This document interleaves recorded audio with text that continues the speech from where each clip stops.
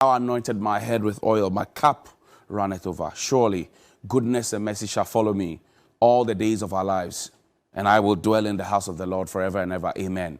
Good morning and welcome to Johnny's Bite. Tell them we are back. Tweet at them and hashtag. The hashtag is Johnny's Bite. Hashtag TV3 New Day. Hashtag TV3. Hashtag Johnny's Bite. Please share the information right now. It's important that we do. Now, I want to say a big thank you to the management of Media General for standing firm and for all the big people who called and texted. I don't take it for granted at all. While I was away and all the noise and the din that had come and all the communities and everything else, how you stood by us. Thank you very much indeed. This morning, my first worry, and I'm sure it's the worry of many other people who this morning are watching Johnny's Bite on their way to work, are tweeting at us, hashtag Johnny's Bite, hashtag TV3 New Day, people who are sharing and liking and posting and commenting and all of that. You are worried about the price of data, mobile data. Now, why is it so expensive? That's the question you have been asking. And why is the regulator so quiet? That's the next question. So two things. Why is data so expensive? You go to South Africa, you go to Kenya, you go here, and you compare the prices. You're thinking that, well, so why is our data so expensive? Meaning, what about home on our hey? Why is our data so expensive? You buy data, it's so expensive. Before you know it, shim, it's gone. Vanishing data and expensive data. Why is it so expensive? So I want to say good morning to our Minister for Communication, Honorable Elslo Kufo. I want to say good morning to you, my guys at the NCA as well. Good morning. I'm just saying good morning to you. I'm just greeting you this morning, asking you why data is so expensive. Perhaps you have answers we don't know. But if you have answers you have not given us, we want to know, we want to understand. Are you the cause of our woes? That you are on the necks of the telcos and so they will also have to pass on the cost to us? Or is it the telcos that are squeezing us? Or is it us who are misusing data and crying wolf? Or is data generally expensive? Or could it be cheaper? These are the questions I want to ask this morning. Because everybody is talking about data. We're talking about digitalization. These days we talk about it. We have given teachers one laptop. We expect them to use data. Are we providing them data, for example? I don't know. We expect children to use their tablets and all to access education. And Madam Esle, I know that at some point you even said that we're going to have one mobile for one person. That has not happened. It has not happened. One mobile for one person. It has not happened.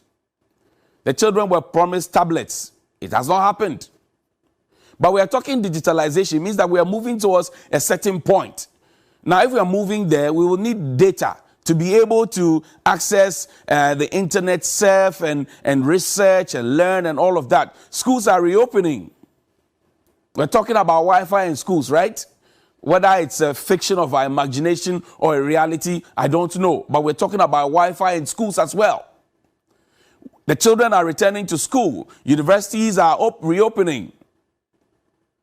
Data will be a mainstay, especially in this COVID era, COVIDly speaking.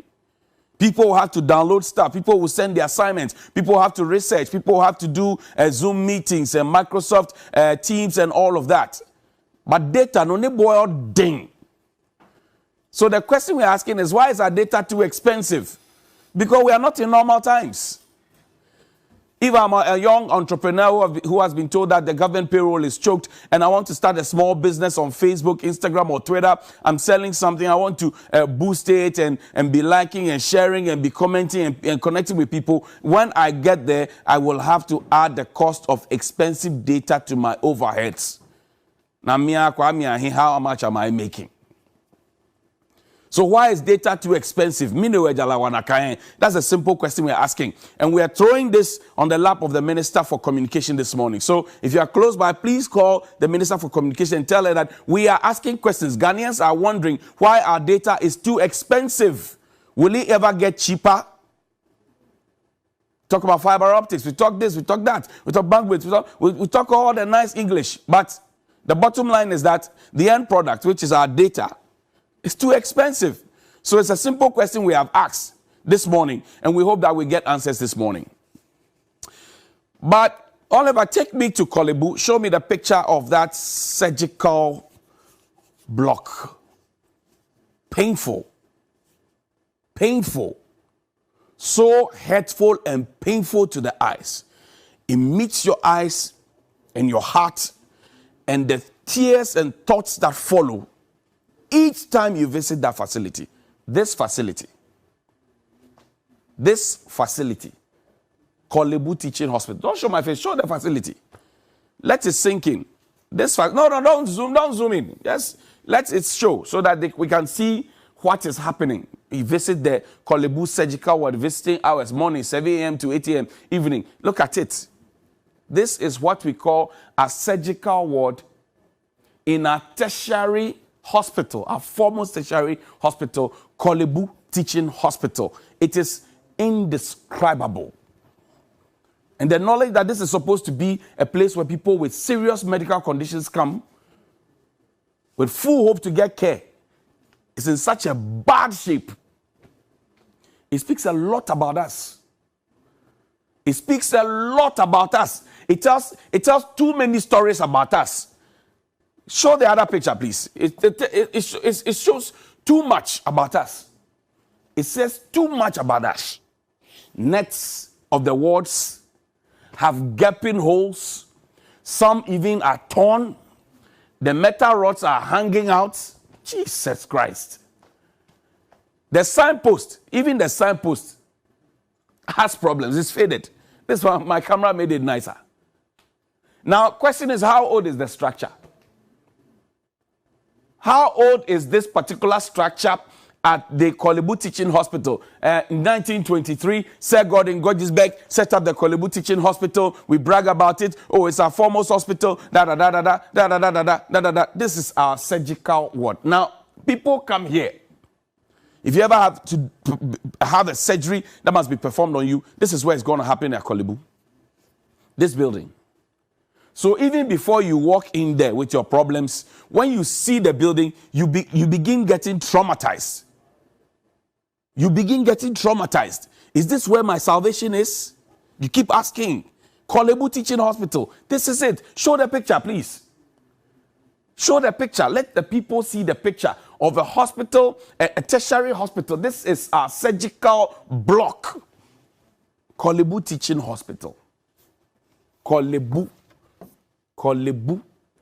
And back in the day, they used to teach us in school, Korle, oh, you are done. This morning, I want us to see the shame and embarrassment we call surgical block at Korle. Look at it. Take a look at it. Look. Take a look at it. Look at it. Look at the windows. Look at Korle. This is our Korle. For a building that's almost 50 years. What has been a maintenance and renovation culture? What has been it? We have allowed the building to rot up to this point. The next time, it will become another La General Hospital. We will break everything down before we start thinking of how to put up another one. What we have done to the people of La General Hospital, I hope it doesn't happen to Korle surgical block. There's a structure. It is dilapidating. We are watching. Everybody is making big speeches, photo opportunities, We just like that. Then we will come and break everything up. My information is that the president went to Korle, the maternity block, and promised them that we're going to get it, upgraded, fixed, whatever it is. Up until now, when you go there, it's not good. It's not good at all. And we are staying on the health facilities because, you see, again, for those of you who would defend every kind of thing, show the picture. Those of you who defend every kind of thing, look at it. If your mother or your father or you yourself are supposed to be receiving medical care in this, the people who send you to come and defend and insult everybody, they would have taken a plane and flown out to go and get medical care. Now tell me which hospital they will go to in the UK or US or China or India or Russia or wherever it is. Wherever it is, that will have such an embarrassing, a disrespectful, a disgraceful edifice as a surgical block. The shame that comes along with it. And I'm not making this up. It is there in living color. A danger to mankind. If you go to Korle Bu this morning, what I'm describing to you, you'll see. I'm not making it up. Go to Korle Bu this morning, I dare you. Take your phone to Korle Bu this morning. Go to Korle Bu and look for the surgical block. It's a very popular, tall, dirty, unkempt building. Go to Korle Bu this morning. It is a scar on our conscience. And I've been there several times. It's a scar on our conscience. You send a relative there for care, and your beloved is at the mercy of the conditions worse than her own bed at home. There are holes in the net, mosquito problems, iron rods are hanging out there. The nurses and doctors there, I know, the health workers, they are giving of their best. But sometimes when you look them in the faces and in their eyes, you can clearly tell that they are working conditions. And this is part of their working conditions. They work in a danger zone. Where they work is part of their working conditions. People only assume that, oh, working condition is about money that is given to you, allowances and salaries, and they give you small transport. And no, working conditions also includes where you go to work. Where you go to ease yourself when you go to work. Where you pee. And where you poo when you go to work. It's all part of working conditions. So now how will that impact their efficiency? They want to work. And for our foremost tertiary healthcare facility, this is a big no-no. Show the picture again. Korle Bu, surgical ward. Korle Bu. The surgical block of Korle Bu. This is heartbreaking. Korle Bu, surgical block. Heartbreaking. It's so sad. Now, question I want to ask is this. You know that on the 6th floor of Korle Bu, that surgical block, it's supposed to be the private ward, if you like, the VIP ward. In fact, this building also has a VIP ward, the irony of it. How ridiculous that this building, the way it looks like right now, all of this thing, I nearly used a piece of French. How it looks like now, this one, has a VIP ward. It's on the 6th floor, I'm told. Now, is it true that about 2 or 3 months ago, a chip of cement block fell from the top, hit a lady on the head? A lady was attending to a patient on the 6th floor. She bled profusely, had to be rushed to the theater. Is it true? And that there's a cover-up going on somewhere. Is it true that 2-3 months ago, a chip of the block fell and hit the head of somebody who had come to see a patient to take care of them on the 6th floor, which is a private ward? She bled profusely and she was rushed to the theater. Is it true? How many more of those have happened on our blind side? We can do better. This one. We can do better. Good morning to you, Mr. Health Minister. I want to greet you. Good morning to you, CEO of Korle Bu. I want to greet you. I'm just saying good morning to you. We can do better. This is a scar on our conscience. This does not befit us in any way. And when we are told that, oh, our healthcare system, our healthcare delivery, blah, blah, blah, this is our scorecard at Korle Bu. So now, if this is happening at Korle Bu, you can then mirror the situation where it's happening, where else is happening. This is our Korle Bu, our main line. I mean, when all fails, from Efian Kwanta, from whole government hospital, from Komfanoch, when everything fails, they bring you down to Korle Bu because that's the powerhouse. That's the headquarters. That's the main point. Ogak Pata Pata, that's the last one. This is our surgical block. Show the surgical block. Don't show my face. Show the surgical block. Let them feel it. This morning, they will take their bath, take their breakfast, eat, wear suit and tie, and go there. This is it. This is what it looks like. This is what it looks like. And look at it. This is faded. It is faded. The signpost is faded. See, This is it. And we say we want to do medical tourism. How do you propose to do medical tourism like this? How? How do you propose to do medical tourism like this? With this is Korle. So this morning, touch wood, if somebody has hurt himself and wants to get there to get some surgery done, this is where they are taking the person. Unbelievable. Now, as if that is not enough, the Ghana Association of Certified Registered Anesthetists, they had written on the 16th of November 2021 to the chairman of the National Labour Commission, Accra. Now, the chairman of the National Labour Commission yesterday told Alfredo Council that government needs to up their game so that the agitations and the pressure that comes onto them will stop. It means that somebody or some people are not paying attention, and I'll demonstrate it to you in a bit. Now, it says, since 2013, a petition and a wake-up call to avert an imminent industrial action. Since 2013, upon coming into force of the Health Professionals Regulatory Bodies Act 2013, Act 857, Section 50, interpretation, certified registered anesthetist means a practitioner under the part other than the anesthetist who administered anesthesia. For the avoidance of doubt, we are attaching all relevant letters and documents, including the ruling of the National Labour Commission, to confirm the concerns we are raising in this letter. An MOU entered into between the parties on above subject matter, which was chaired by Dr. Anthony Insiasari, who was then the Director General of the Ghana Health Service, who is now the presidential advisor on health. He advises the president on everything health.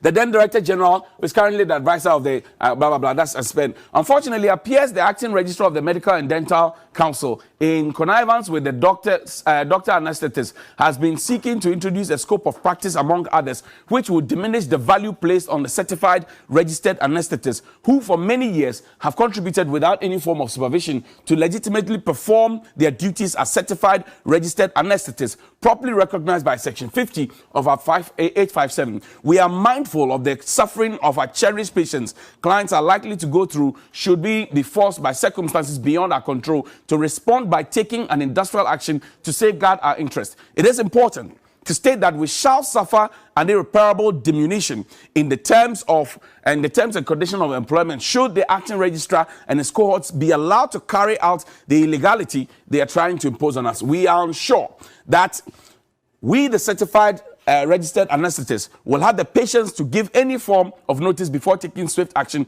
to protect our interests, however that it may be understood. This is the first one. Now, we therefore seek the intervention of the NLC quickly to deny and spare the nation the agony of an industrial action, especially as we enter the month of December. They wrote this in November. See the distribution list.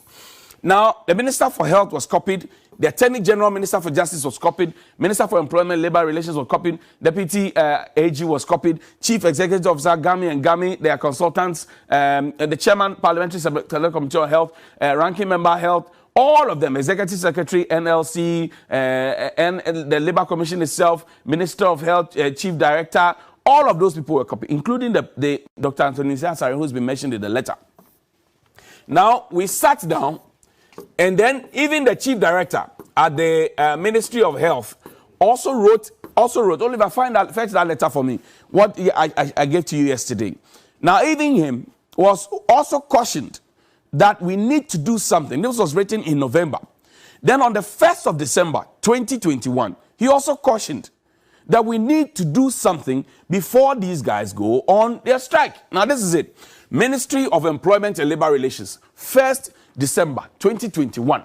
Petition and a wake-up call to avert an imminent industrial action. Reference is made to your letter dated 16 November 2021, received from the Ghana Association of Certified Registered Anesthetists on the above subject. Copy attached. 2. We would be grateful if you could take steps to address the issue raised by the association to avert any industrial action on the labor front. Wise man Kizito, he had warned. Nobody listened. We would also appreciate it if you could update your colleague, Minister for Employment and Labour Relations, on action taken for his guidance. Now, there's the Honorable Minister for Health in the copy. There's also Minister for Labour Relations, Chief Director, Minister of Health, Chief Labour Officer, President of the Association. Now, this was written on the 1st of December 2021. We didn't listen to them. 1 month on, the guys go on leave. They go on their strike. Now, what does this mean? This means that possibility of you getting surgery done for you is very low or even absent. So perhaps if you got yourself knocked down by a vehicle, whatever it is, and this matter is not about finance. Come back to the studio. This matter is not about finance. It's not about money. It's not about cash. This one is about certificate and licenses. It's not about money. It's not like a Tewu's issue or Guta's issue and UTAG's issue. Tewu or UTAG or whatever it is. It's not about that. They are only asking about their licenses, and even that has become a problem. Common licenses has become a problem. They hinted in November. The chief director reminded us in December. We have waited. We are in January of a new year, and we have started. Mr. President, this doesn't look good. Health Minister, this doesn't look good. Please, enough. Good morning. Alhamdulillah.